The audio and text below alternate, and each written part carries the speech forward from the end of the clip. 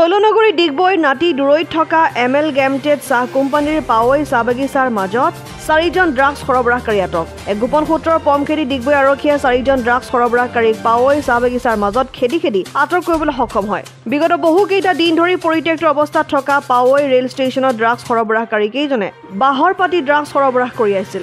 অৱশ্যে কেইবাৰ গাঁওৰক্ষী বাহিনীৰ দলে ড্ৰাগছ সৰবৰাহকাৰী কেইজনক আটক কৰাৰ প্ৰচেষ্টা চলাই বিফল হৈছিল। উল্লেখযোগ্য যে ডিগবৈ আৰক্ষীয়ে খবৰ পোৱা মাত্ৰকে পাৱৈ চাহ বাগিচাত অভিযান চলাই 4 যুৱকক খেদি আটক কৰে। এই আটক অভিযানত 37টা ড্ৰাগছ কণ্টেইনাৰ তথা ড্ৰাগছ সহিতে ডাঙৰ বক্স 4টা মোবাইল, লাইটাৰ 3টা তথা স্কুটি 2খন জব্দ কৰে। আটক কৰা সৰবৰাহকাৰী কেইজন ক্ৰমে পাৱৈৰ কৰ্ণ প্ৰধান, ডিগবৈৰ মুলিয়াবাৰীৰ দীপক দে, মাৰ্ঘেৰিটাৰ জয়ন্তদী বৰগোহাঁই আৰু ধৰ্মেন্দ্ৰ গগৈ।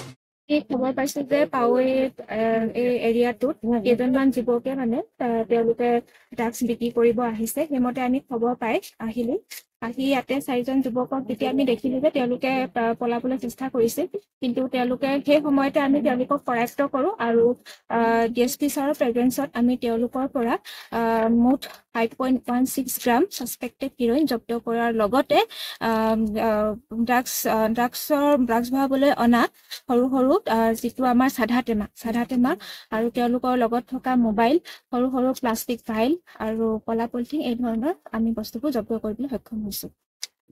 ডিগবৈৰ পৰা ৰাজু হাজৰিকা ৰিপৰ্ট, অসম আদিত্য। NKS হুণ্ডাইলৈ স্বাগতম। নৰ্থ ইষ্টৰ প্ৰথম GDSI 2.0 ফিচাৰ্ছ ডিলাৰ হৈছে NKS হুণ্ডাই। অত্যাধুনিক সা সুবিধাৰে তৈয়াৰী মষ্ট আপডেটেড হুণ্ডাই ডিলাৰ এতিয়া ডিব্ৰুগড়ত। আমাৰ NKS হুণ্ডাই ডিলাৰত open sales consulted room, customer ৰুমৰ লগতে পুৰণি গাড়ীৰ এক্সচেঞ্জ ফেচিলিটিও ৰখা হৈছে। ইয়াত চেলছৰ লগতে ছাৰ্ভিচ ছেক্টৰৰ সুন্দৰ সুবিধা আছে। প্ৰয়োজনীয় সকলো এডভান্স টুলছ, হুইল বেলেন্সিং, এলাইনমেণ্টৰ অত্যাধুনিক machine, post hydraulic lift, fully train man পাৱাৰৰ লগতে nitrogen gas filling facility, fully automatic car washer ফেচিলিটিও আছে। লগতে NKS হুণ্ডাই ডিলাৰে কাষ্টমাৰসকলৰ সুবিধাৰ্থে মোবাইল ছাৰ্ভিচ ভেনৰো ব্যৱস্থা ৰাখিছে, য'ত হাইড্ৰলিক লিফ্ট, ৱাছিং facility, wheel balancing, tyre pressure check কৰাৰ লগতে বহুখিনি সুবিধাই উপলব্ধ আছে। NKS হুণ্ডাইলৈ আহক আৰু সুবিধাসমূহ গ্ৰহণ কৰক।